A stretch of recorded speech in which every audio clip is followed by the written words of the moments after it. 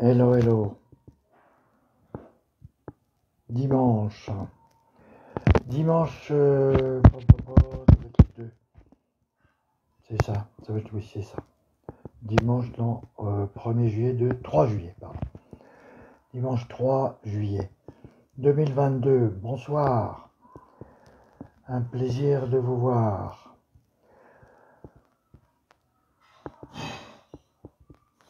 Tout avance très très bien. On est content. On peut tous être contents, et d'ailleurs c'est étonnant qu'il y ait un tel soleil de façon aussi prolongée. Ça ne peut être que un très très bon signe. Tout avance très très bien. On est certain de s'en sortir. La dynamique est forte, n'a jamais été aussi forte. Et comme finalement tous ceux qui ont eu raison depuis 2 ans, 3 ans, eh bien voient leur vision confortée, constamment confortée, et de façon cohérente, parce que tous les gens de bonne volonté aujourd'hui, ceux qui ne se sont pas fait berner, eh bien ont un discours puissant, ont un discours clair, dynamique et enthousiaste, et qui est de plus en plus puissant, et qui marche à l'unisson. Donc les connards, c'est les salopards, eux c'est le contraire, on les entend plus. Ils avaient réussi à imposer grâce aux médias pendant ces 3 ans du mensonge sur du mensonge, et donc à faire porter leur voix par l'amplification artificielle des médias mainstream, que aujourd'hui les gens écoutent pour la plupart, pour un très grand nombre en tout cas, d'une demi-oreille. Je dirais que ces médias mainstream ont l'avantage d'avoir des moyens techniques importants, et donc de donner des bonnes images, mais le commentaire est quand même majoritairement, dès qu'il s'agit de sujets importants, fallacieux, et les oreilles se bouchent spontanément.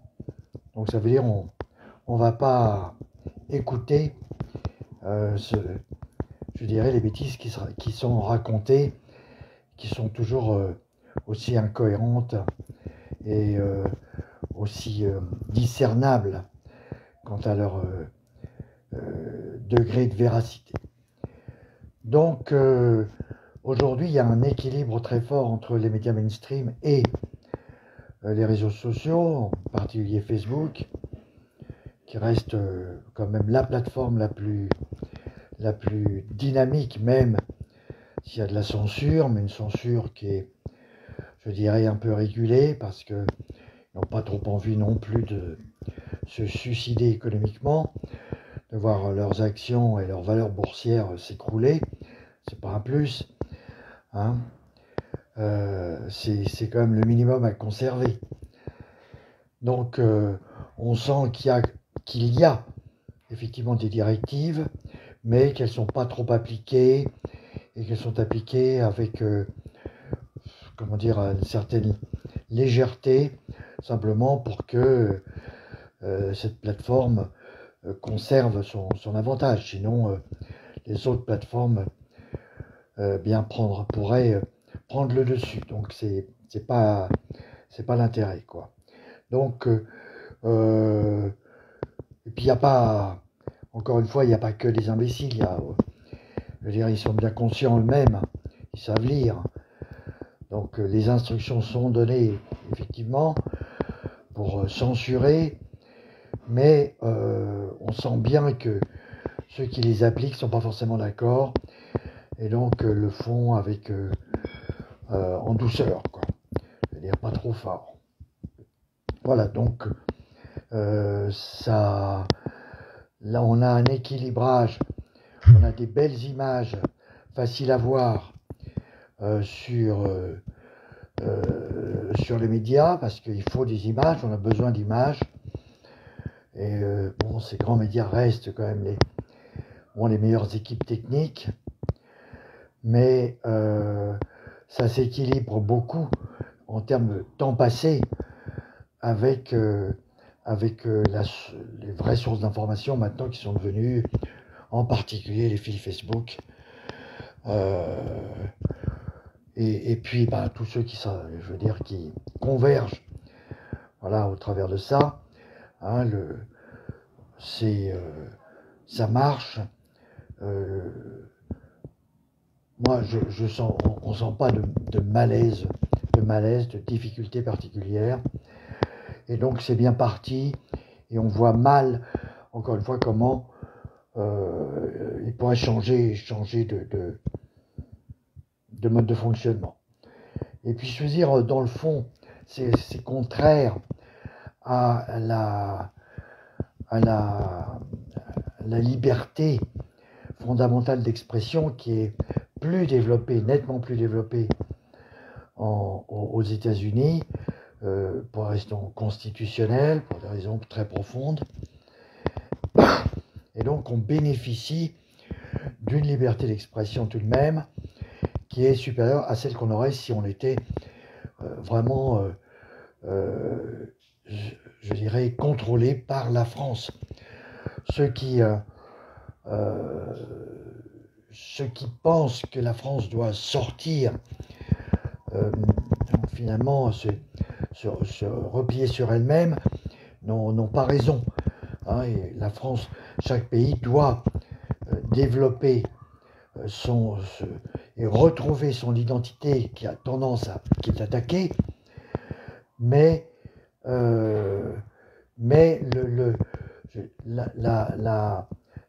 mondialisation de l'opinion et de l'activité et des échanges est une chose très importante. Et c'est ce qui a fait d'ailleurs les grands pays. Pourquoi un grand pays existe? Parce que très souvent et fréquemment, d'ailleurs, j'ai relu un passage sur l'attachement de la Corse au sein de la France et de la bataille qu'il y a eu entre les indépendants depuis toujours, entre les indépendantistes, enfin depuis toujours. La Corse est attachée à la France depuis aux environs 1750, hein.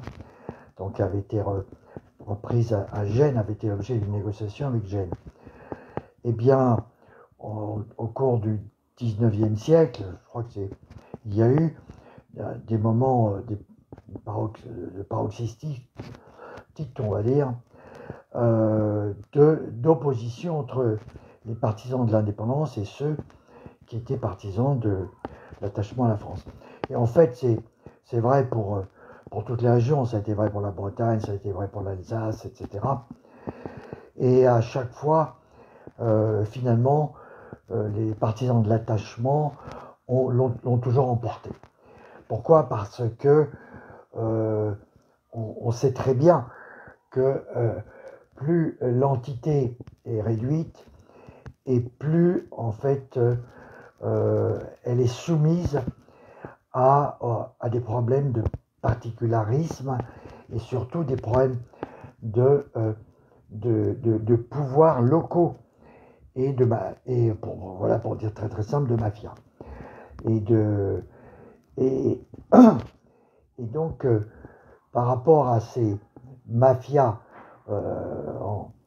je dirais qui sont systématiques, hein, seul un pouvoir central extrêmement fort est en mesure de calmer le jeu et de faire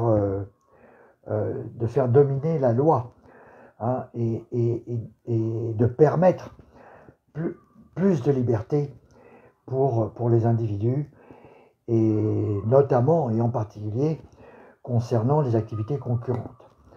Alors, lorsque on a un espace réduit, une surface territoriale réduite, les mafias, c'est-à-dire en fait les plus violents et les plus malhonnêtes, prennent le pouvoir et règnent par la terreur, tout simplement.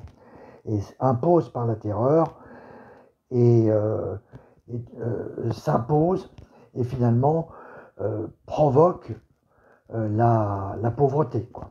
Sont la cause principale de la pauvreté parce que on ne parvient pas localement à lutter contre justement ces mafias qui se constituent normalement, hein, et spontanément et partout. Et finalement, on retrouve ce besoin de niveau fédéral, hein, et donc de pouvoir fédéral, central, systématiquement, pour justement lutter contre justement ces mafias locales. Et ça, c'est vrai à tous les niveaux. C'est-à-dire qu'il y a des mafias territoriales, même au niveau français. Et donc, laisser la France véritablement seule, c'est justement donner la main à ces mafias qui existent, qu'on le veuille ou non, et qui l'emportent, et qui règnent, encore une fois, par la terreur, par les sociétés secrètes, etc. Donc, on a toujours besoin d'un certain degré de fédéralisme qui permet d'avoir des forces plus importantes qui permettent de contrer, hein, ces pouvoirs locaux, que ce soit au niveau du pays, que ce soit au niveau de la région, etc. Donc c'est pour ça que je reste, malgré tous les défauts et toutes les saloperies qui sont dues à l'Europe. C'est évident, aujourd'hui, on subit énormément de revers, je veux dire, voilà, d'aspects négatifs issus de l'Europe, parce qu'elle est aujourd'hui elle est très corrompue, parce que justement les grandes puissances financières font un travail de lobbying et de corruption, je dirais puissant au niveau européen, et ça nous a donné notamment, justement, ça s'est manifesté très fortement à l'occasion de cette fausse pandémie et de cette fausse vaccination. Mais le degré de liberté et d'expression est quand même très fort, et les moyens sont très forts. Donc je reste, même si moi-même j'ai été fortement anti-européen pendant très longtemps, j'ai changé d'avis, et je suis partisan d'un non-effacement, bien sûr, et des nations. C'est une Europe des nations qu'il nous faut. D'ailleurs, même l'ex-Front National, le Rassemblement National a aussi changé de ce point de vue-là. Mais il faut que ça soit une Europe des nations, il faut que les identités soient parfaitement maintenues et même se développent. Mais d'un autre côté, il faut qu'elles trouvent elles-mêmes ces identités comme point d'appui, comme base, un pouvoir fédéral qui les aide, qui les respecte, qui les soutienne, voilà. Donc, qui les soutient. Donc c'est pour ça que, malgré toute ma sympathie pour des gens comme des personnes comme Asselineau, comme Philippot, voilà, et les Frexiteurs, quoi. Voilà, les teneurs de la sortie de la France de l'Europe, je ne le suis pas moi-même du tout. Et on a vu aussi, hein, je veux dire, si on voit comment ça s'est passé en Russie, et comment la Russie après la chute du mur de Berlin, eh bien, s'est effondrée à l'époque Helsinki et a été devenu passé sous le règne des mafias, et comment elle s'en est sortie en ayant un pouvoir central. assez suffisamment solide. Voilà, on ne cesse pas d'avoir je dirais dans tous les cas, toutes les expériences montrent sur l'histoire que un pouvoir fédéral solide avec des entités régionales ou de pays également solides, avec un bon équilibrage, eh bien, permet la meilleure progression. Voilà. Et c'est effectivement la grande finance a trouvé un moyen d'attaquer, de faire ses sales coups en s'appuyant, en corrompant le niveau européen, mais d'un autre côté c'est grossier, donc ça veut dire que c'est combattable, c'est visible, donc ça peut durer un temps et ça peut pas, alors que je dirais les actions secrètes, je dirais voilà, cachées, telles qu'elles vont se produire sur des entités de plus faible taille, sont beaucoup plus difficiles à combattre. Voilà, donc je suis un partisan de l'Europe et d'une Europe améliorée vers laquelle nous avançons de façon évidente parce que les peuples ont pris conscience de leur obligation d'agir et du fait que les députés européens, comme les députés au niveau national, eh bien, doivent recevoir des instructions de la part des populations.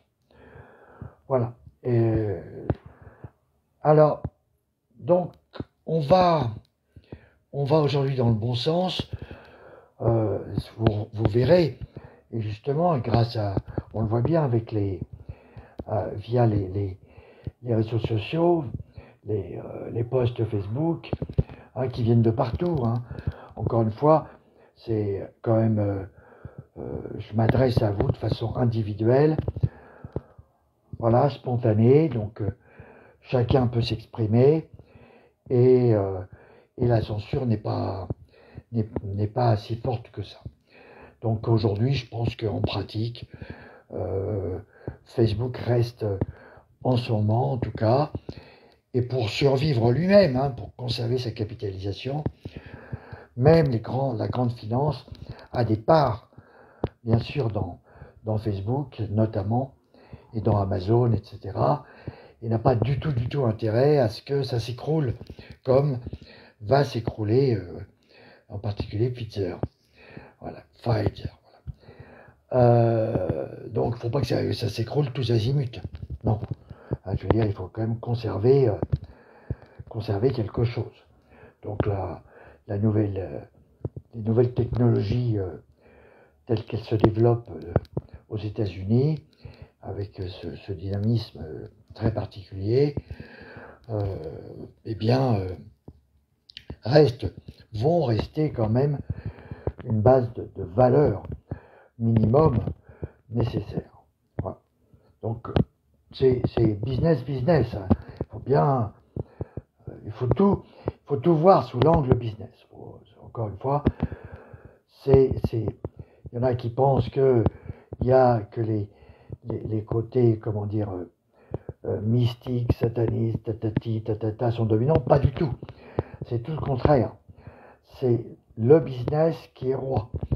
Et c'est lui qui va fabriquer des conneries, des mouvements à la con, potentiellement satanistes, tatata, si ça sert l'intérêt du capital. C'est tout. C'est pas l'inverse. C'est pas les satanistes qui dominent le business, c'est le business qui domine les satanistes. Et qui, jusqu'à présent, a estimé que c'était une façon d'essayer d'échapper à la faillite. Bon, ils sont en train de s'apercevoir que ça ne marche pas. Donc, ce folklore stupide, avec ses tenants du style Attali, du style, comment il s'appelle, Laurent Alexandre, etc.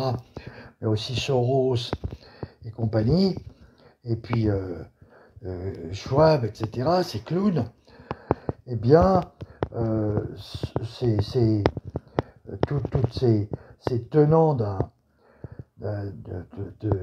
d'une démarche malthusienne et évidemment de Bill Gates, ce clown aussi, qui veulent réduire la population mondiale, ce sont des clowns. Hein, je veux dire, eux-mêmes ne sont que les valets, hein, les petits appointés des grands intérêts de la très grande finance.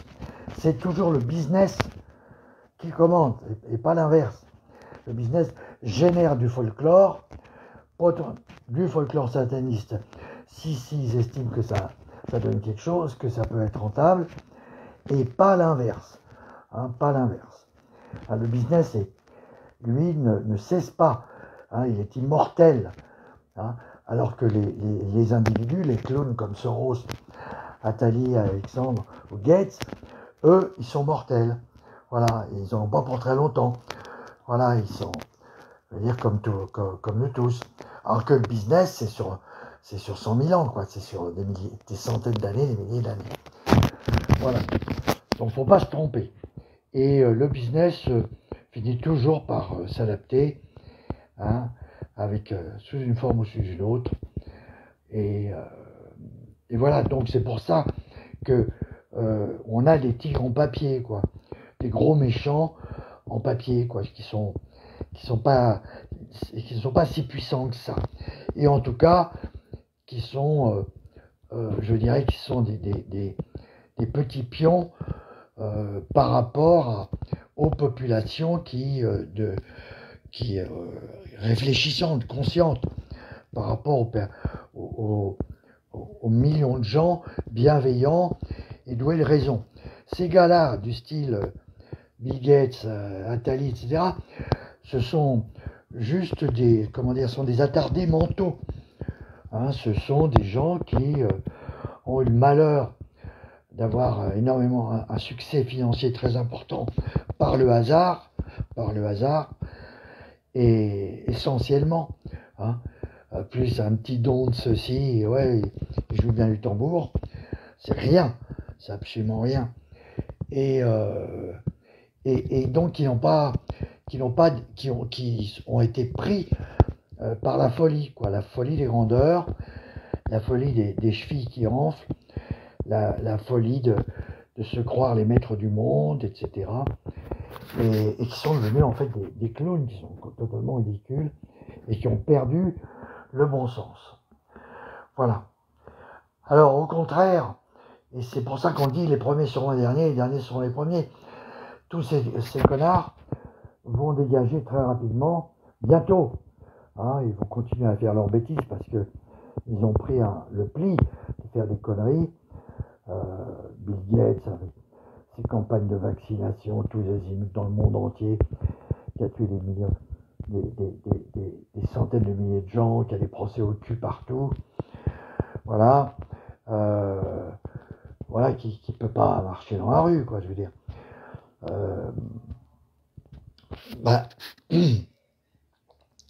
Ces gens-là vont s'écrouler, voilà, tigre le papier, dans pas longtemps, quoi. Ils ont fait un peu, voilà,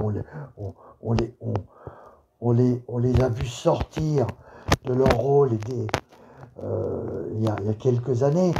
Même moi-même, j'y croyais pas. Je me souviens avoir envoyé un message en disant mais qu'est-ce que vous me racontez sur Bill Gates, ça n'a pas de sens.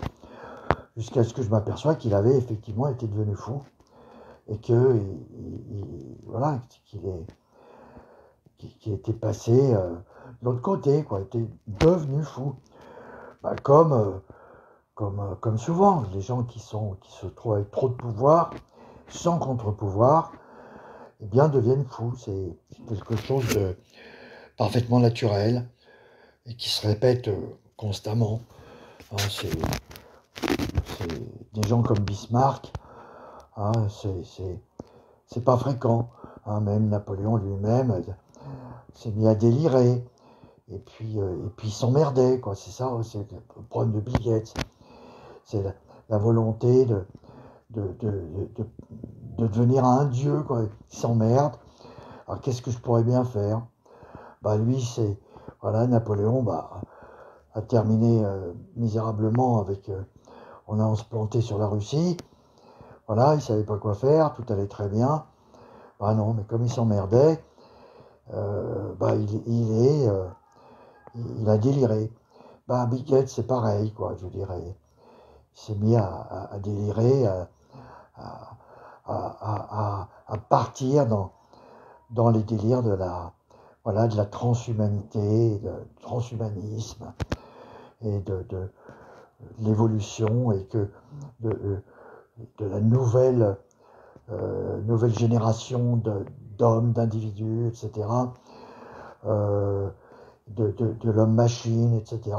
Regardez cette fameuse interview là avec Laurent Alexandre et Jacques Attali, c'est absolument délirant, quoi. Et on a la même chose avec Attali, pauvre gosse, hein, et qui a réussi à bricoler, à réussir à sortir major de ceci, major de cela, politique, tatati, et derrière, qui a perdu tout sens de la raison, et est devenu un nuisible, hein, et quelqu'un de extrêmement nocif pour la France, quoi. Et bon, mais c'est comme ça. Toutes les sociétés génèrent. C'était comme avec Néron. Néron, c'est un aboutissement. C'est pas. Il a fallu du temps. Je veux dire, c'est la fin. C'est le dernier des Juliens. C'est le dernier descendant de Jules César. C'est-à-dire, c'est un aboutissement. Ça a correspondu à une dégradation, un pourrissement progressif du système de l'Empire, de l'Empire tout-puissant, et avec justement une transmission du pouvoir par descendance, et ça correspondait en même temps au développement et à la consolidation de l'Empire romain, qui était sans concurrence, sans aucune concurrence, et ça a donné Néron. Et Néron a terminé fou. Hein, il était, voilà. Et puis, de façon aussi complètement misérable, il s'est mis à délirer complètement. Il a suivi, il a apporté des choses, il a contribué au développement de Rome, surtout dans ses composantes de prestige, et il a été très populaire pendant un certain temps, mais c'était profondément vicié, et donc ça s'est terminé de façon misérable, et finalement, enfin, c'était quand même, on était en 80 ou en 100, ça a tenu encore quand même quelques temps, hein, quand même 300 ans, jusqu'aux invasions germaniques, mais on était déjà en état de dégradation, quoi. Voilà. Alors, donc, ce sont des évolutions normales. Et aujourd'hui, on vit donc un passage très important dont on va sortir absolument vainqueur. Tous ces rigolos là vont être jetés parce que la population n'en peut plus, hein, comme elles ont jeté Louis XV finalement, qui correspondait un peu à ce même délire, ce même pourrissement, et Louis XVI étant juste, ayant pris le pouvoir, mais je dirais peu de temps avant la Révolution, et donc l'effondrement s'est fait principalement sous Louis XV, qui avait hérité, qui avait un héritage trop important lors de la grande heure de gloire, c'était Louis XIV, qui était un homme raisonnable, mais qui n'a pas su, je dirais, c'était pas possible non plus, mettre en place une succession raisonnable. De toute façon, c'était terminé. Le pouvoir autoritaire ne pouvait pas se maintenir, et il fallait, c'est pour ça qu'il y a eu la Révolution, passer à un pouvoir collectif, et ça, voilà, et changer d'époque, changer de paradigme, la gouvernance centralisée et aux mains d'un seul individu, ayant tout donné, sachant encore une fois que Louis XIV lui-même ne se considérait pas comme super compétent du tout, mais s'entourait des gens les plus compétents, les plus capables, qu'il respectait et qui ont précédé finalement, puisque c'était la haute bourgeoisie, qui avait fait ses preuves et qui va finalement prendre le pouvoir au moment de la Révolution. Voilà, donc c'est la même chose. Aujourd'hui, les preuves de ces 3 dernières années qui correspondent à l'écroulement justement de cette centralisation capitalistique excessive interdite à nouveau, de ces trusts financiers, de ces Vanguard BlackRock qui fonctionnent sur les indices et qui, contrairement à la définition même de l'économie, hein, et contrairement à l'obligation de concurrence, hein, ce sont des trusts, c'est-à-dire que c'est des gens qui bloquent la concurrence et donc interdisent une évolution souple et avec des amortisseurs de l'économie. Donc ça s'est fait parce qu'il y a toujours eu de la corruption. Hein, la corruption est systématique. On ne peut pas, il n'y a pas de système qui ne finisse pas par se corrompre. C'est une logique. La corruption existe et existera toujours, et il faudra toujours la combattre, mais dans les périodes fastes, la corruption se développe considérablement, et à un moment donné, elle prend trop de poids, et elle devient dominante, elle prend le pouvoir, jusqu'à ce qu'on ait un écroulement du style 1929, voilà, et actuellement, quoi. Donc, mais on a changé d'époque complètement, les choses vont 100 fois plus vite, 1000 fois plus vite, et donc aujourd'hui, grâce à Internet, et eh bien, le pouvoir est en train de passer véritablement dans les mains du peuple, dont une partie s'éveille, une autre moins, mais globalement, c'est inéluctable, la progression est inéluctable.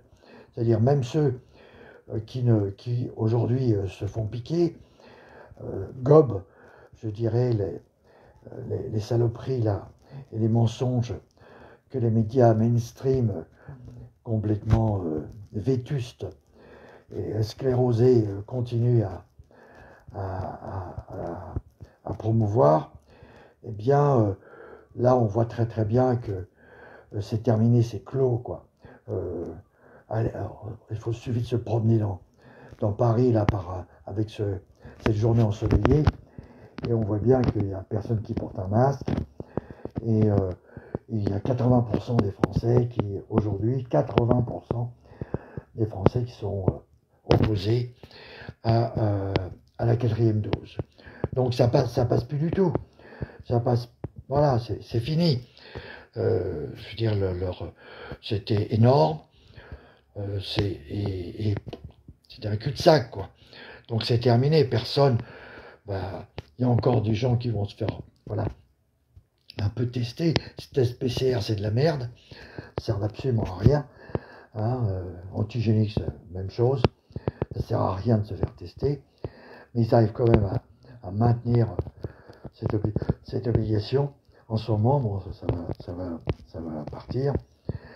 Mais bon, je crois que là, l'affaire est close. Encore une fois, Macron a perdu aux législatives de façon lamentable à cause de cette réaction d'une partie comprenante qui comprend de la population, qui s'est révoltée, qui a parlé et qui a mis en évidence, qui a clamé les choses et ce qui a poussé les gens à virer Macron, quoi, à virer, à provoquer cette déroute, cette défaite totale de Macron, voilà, qui sera certainement confirmée, je dirais, aux prochaines élections de quoi que ce soit.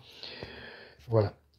Donc c'est clos, quoi. Il y avait encore un peu un effet d'inertie, mais on n'entend personne, quoi. Je veux dire, là, c'est terminé. Ils sont tous en train de faire leurs valises, donc l'affaire est close. Donc c'est très très bien.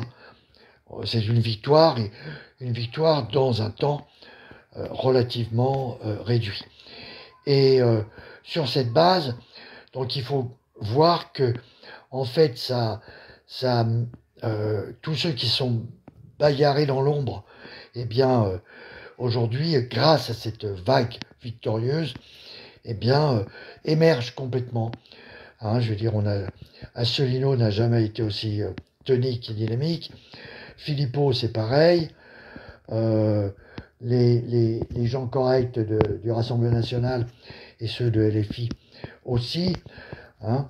Donc, et même les communistes qu'on n'entendait plus du tout, avec Fabien Roussel, voilà, eh bien, sont là, sont présents, s'expriment, et ont de plus en plus de présence.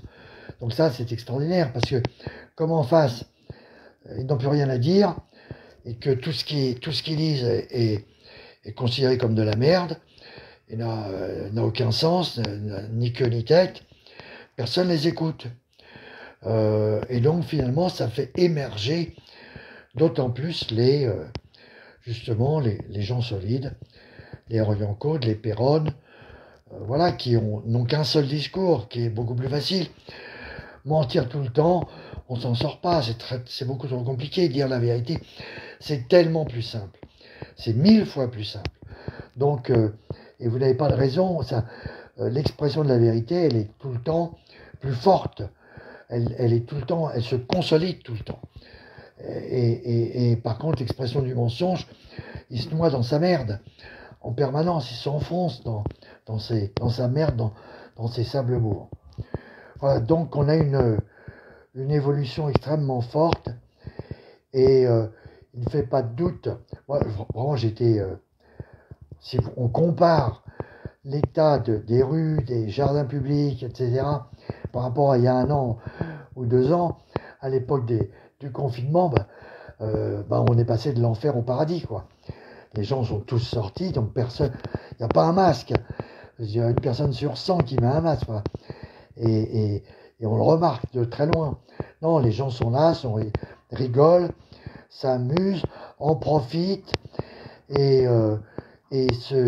voilà, se sont aussi retrouvés eux-mêmes, parce qu'on leur a tellement menti que finalement rien ne vaut le fait d'échanger en famille, entre amis, etc.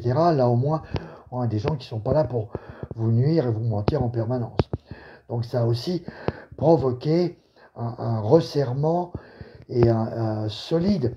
La famille, les amis, l'entourage proche, ça vaut 1000 fois, je dirais, tous les commentateurs de merde des médias que personne n'écoute.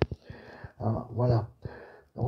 Donc l'évolution est très forte, extrêmement forte, et donc on va gagner, c'est de façon certaine. Tout va se rétablir. Macron vient de se terminer son pseudo-mandat là, de président du Conseil de l'Europe, voilà, pour laisser la place non, c'est un Serbe ou un Croate, je ne sais plus qui. Voilà. Ou un Tchèque, voilà. Non, là, c'est la présidence maintenant, c'est un Tchèque.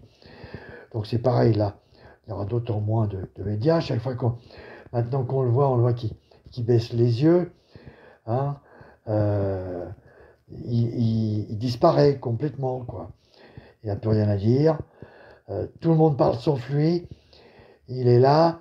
Là, il va essayer de maintenir Borne. Bon, ben Borne, elle n'est pas bête quand même. Bon, mais enfin, elle obéit aussi. Elle a dit de mettre les masques, quelle connerie. Ça va pas la servir. Bon, enfin, elle l'a dit un peu des bouts des lèvres. On verra le 30 juillet. Quand même, je fais quand même le pari qu'on ne va pas prolonger l'état d'urgence sanitaire qui a duré depuis 3 ans, là, 2 ans et demi. Enfin, c'est l'horreur totale et qui a permis de faire toutes les conneries du monde. Donc, je pense que ça devrait se clore le 31, voilà, c'est le 31, le 30 ou le 31 juillet, et qu'à partir de là, bah, tout se fera, je dirais, avec sur la base de discussions parlementaires, comme ça doit se faire, et avec voilà, une libération de la parole, libération des opinions, quels que soient les partis. Hein. Je pense de toute façon, tous les députés LREM qui se sont fait élire, il y en a au moins la moitié qui vont préparer la suite. Ils savent tous qu'il y a un risque de dissolution. Donc s'ils veulent conserver leur salaire, ils ont intérêt à penser à leurs électeurs, à écouter leurs électeurs, et donc à montrer que ce ne sont pas le nouveau terme à la mode, c'est des Playmobil, ce ne sont pas des pantins, juste bons à appliquer les consignes. Voilà. Donc, c'est bien que j'ajoute, j'ai retrouvé cette vague d'optimisme aussi. J'étais content dans les dernières minutes de mon ami Richard Boutry, qui était bien pessimiste et bien triste le lendemain même des élections, mais qui semble avoir repris justement de l'optimisme et de la pêche, et qui y va. Donc j'en suis absolument ravi. Merci à toi Richard, continue. Beaucoup de gens t'écoutent, donc c'est important et tu t'exprimes extrêmement bien. Et donc si tu as des messages comme ça, optimistes et vindicatifs, bagarreurs, à bien faire passer comme tu sais le faire, et ben c'est un vrai bonheur. Voilà. Alors, dans un de ces dernières minutes, il disait que le taux d'immunité diminuait de 20% à chaque dose. Donc, c'est vous perdez 20% la première, deuxième, voilà, et ça fait partie des choses qui se disent, c'est sûrement un peu simplifié. Troisième, quatrième, vous perdez 80% de vos défenses immunitaires. Il doit y avoir à peu près quelque chose de cet ordre-là. Et il y a vraiment, allez sur, encore une fois, je vous fais la sélection dans tout sauf Macron, point d'exclamation, avec des espaces et avec le doigt d'honneur, hein, tout sauf Macron, point d'exclamation, avec des espaces et avec le doigt d'honneur, je répète, je fais une sélection forte, et il y a notamment, enfin, il y a des horreurs totales. Il semble que Pfizer ait fait des essais sur 4000 enfants de 6 mois je sais pas, à 5 ans. Horrible. Dont ils n'ont conservé finalement que 1000, c'est-à-dire 3000 ont été virés de l'essai, on ne sait pas pourquoi. Enfin, c'est l'horreur totale. Combien parmi ceux-là sont tombés très malades, sont morts, on ne sait pas. Hein, il y a une Anglaise qui a fait, un médecin anglais, une femme, qui a fait un assez long, voilà, un assez long spot, enfin, une assez longue vidéo, qui était, enfin, plus que ça, qui était totalement bouleversée, parce qu'il semble qu'on ait tué énormément d'enfants, handicapé énormément d'enfants, dans ce test des 4000, qui sont descendus à 1000, où sont les 3000, on ne sait pas. voilà, et dont les résultats sont catastrophiques, catastrophiques. Voilà, donc c'est une... lisez ça, enfin, il y a aussi une explosion sur les cancers, incroyable explosion sur les myocardites, c'est incroyable. Ce pseudo-vaccin est une catastrophe, mais je vous supplie de ne pas vous faire injecter cette saloperie et d'éviter à tous ceux qui vous entourent de le faire. Protégez-vous, protégez-vous. On n'a que ce système immunitaire qu'il a fallu 2 milliards d'années pour constituer, et ça nous protège, et ça nous protège merveilleusement. Donc n'allez pas le bousiller avec ces injections de merde, Voilà, et on vient d'apprendre qu'en Australie, il y a une proportion, un nombre d'enfants qui naissent sans système immunitaire incroyable. Enfin, je sais pas, mais j'ai envie de dire que les nazis, c'était des enfants de cœur par rapport à ça. L'Allemagne nazie n'est jamais descendu à ce niveau de cruauté, de folie meurtrière. C'est incroyable, c'est complètement incroyable, c'est incroyable. Lisez ça, on va voir si ça se confirme, mais si on a comme ça des milliers, des dizaines de millions d'enfants qui naissent sans système immunitaire, mais c'est l'horreur de l'horreur, c'est catastrophique. Donc, informez-vous et parlez, comprenez, parlez, voilà, et protégez-vous, protégez-nous. Hein, en Inde, ils n'ont jamais, ils se sont pas jamais fait vacciner, enfin, il y a très peu qui se sont fait vacciner parce que c'était trop cher, donc ils se sont soignés avec l'ivermectine. Les taux de mortalité sont lui infiniment faibles, et tout le monde dit que l'ivermectine marche très très bien, voilà, et que Pfizer par contre est un pur poison, voilà. Donc allez-y, et vous en faites pas. Tous ceux qui ont poussé à ça, hein, on retrouve, j'ai vu qu'il y avait Karine Lacombe là, qui fait l'objet d'un procès parce qu'elle a dit que la vitamine D, elle a insisté sur le fait que la vitamine D ne marche pas, alors qu'elle marche très bien. La vitamine D est fait partie des excellents médicaments et des excellentes solutions contre cette grippe détournée. Et donc, elle avait fait partie de ces salopards qui avaient dénigré justement l'hydroxychloroquine et la vitamine D. D'ailleurs, l'hydroxychloroquine, revoyez la dernière vidéo de Perrol, il semble bien que malgré tout ce qui a pu être dit, et tout, en fin de compte, cette hydroxychloroquine qui a très très bien marché depuis 50 ans et qui a été utilisée par des milliards de gens, et soit efficace contre cette grippe. Voilà, ivermectine, azithromycine, voilà, hydroxychloroquine, vitamine D et zinc.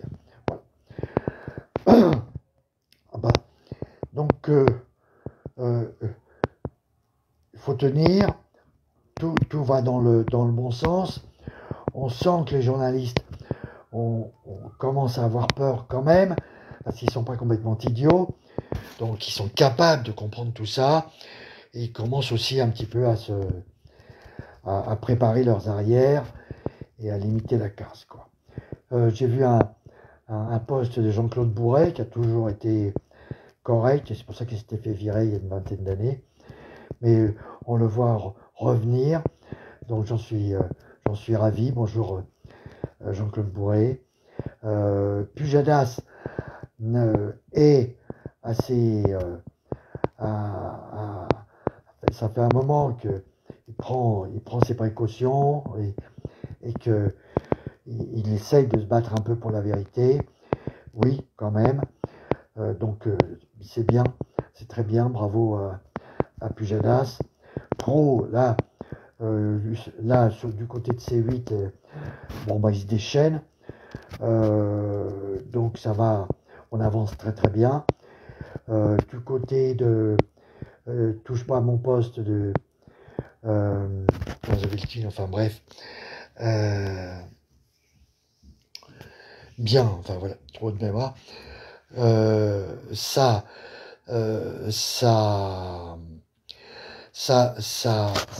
continue d'avancer. Et donc de toute façon, tout le groupe Bolloré, Canal+, se sent suffisamment costaud pour continuer son offensive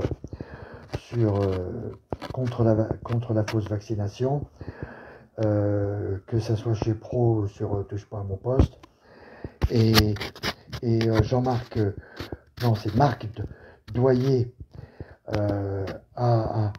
avait été invité et avait pu s'exprimer et de façon parfaite. On l'avait reçu nous aussi sur notre émission de Tout sauf Macron qu'on avait faite pour la présidentielle et les législatives chez Aïssam Obala. Et donc je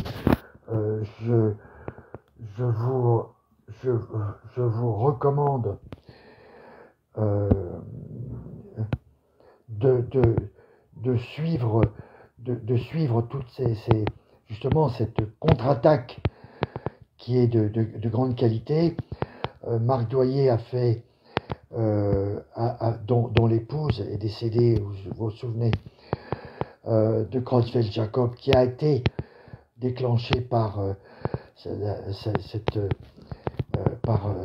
fausse vaccination, par Pfizer, et qui est un homme extraordinaire et très raisonnable, et qui avait fait, donc il y a 3-4 semaines, une très belle manif à la Bastille.